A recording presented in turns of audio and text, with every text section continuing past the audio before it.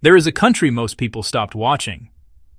A place the world filed away under a single tragic chapter of history. While global headlines chased after louder, more dramatic stories, this small nation stayed quiet. It stayed focused. It turned inward, not to hide, but to heal. It turned inward to build something new, far from the glare of international cameras.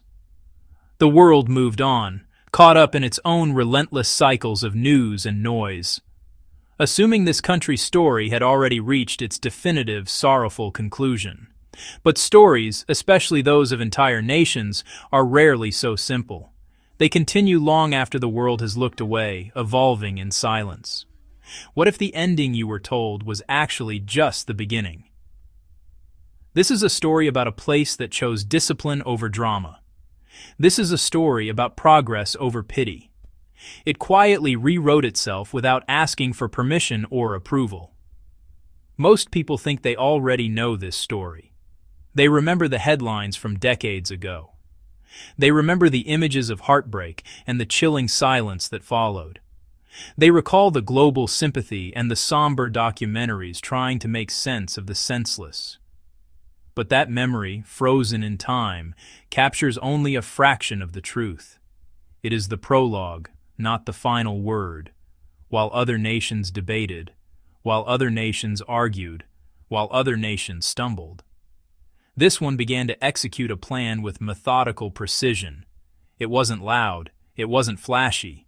It was a slow, deliberate process of laying one brick perfectly on top of another, ensuring the foundation was unbreakable this time around.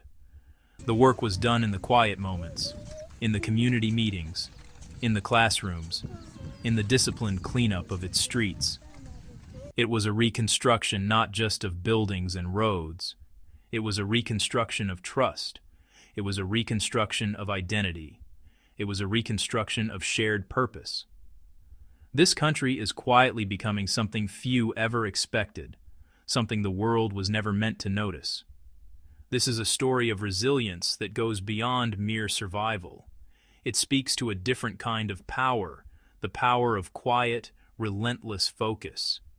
It is about a nation that endured the unimaginable and then made a conscious choice to define its own future. It challenges our assumptions about what recovery looks like. It challenges our assumptions about how progress is achieved. This story has been unfolding in the heart of Africa, a silent miracle happening right under our noses. The country we are talking about is Rwanda, located in the vibrant landscape of East Africa. Rwanda. For many, the name itself conjures a very specific and painful past. It's a name synonymous with a tragedy that shook the world to its core. A wound so deep, it seemed impossible to ever truly heal. This small, landlocked African nation became defined by its darkest hour, a period of incomprehensible loss that left an indelible scar on the collective human conscience. The world watched in horror, then in sorrow. And finally, it moved on, leaving the country to grapple with its ghosts. The narrative was set, a nation broken, a people shattered, a future forever shadowed by the events of 1994. Most people believe they understand Rwanda because they know about the genocide. They've seen the memorials and heard the testimonies. They understand the scale of the destruction, not just of lives, but of the very fabric of society. Trust was obliterated. Communities were torn apart. The institutions that hold a nation together had crumbled into dust. The story, as it was widely understood, was one of permanent ruin. But what if that understanding is incomplete? What if the story didn't end there? The silence that followed the tragedy was not one of submission. It was a silence of deep, concentrated effort. It was the quiet hum of a nation getting back to work. Not by forgetting the past, but by refusing to be imprisoned by it. This is the part of the story that was never televised, the chapter that was never written in the bold headlines. It is the story of a determined, disciplined transformation that has been taking place day by day, year by year, with a resolve that is as powerful as it is unassuming. While the world remembered Rwanda for its collapse, the country itself was focused on its ascent. While others argue, Rwanda executes. Rwanda isn't seeking attention, it's preparing.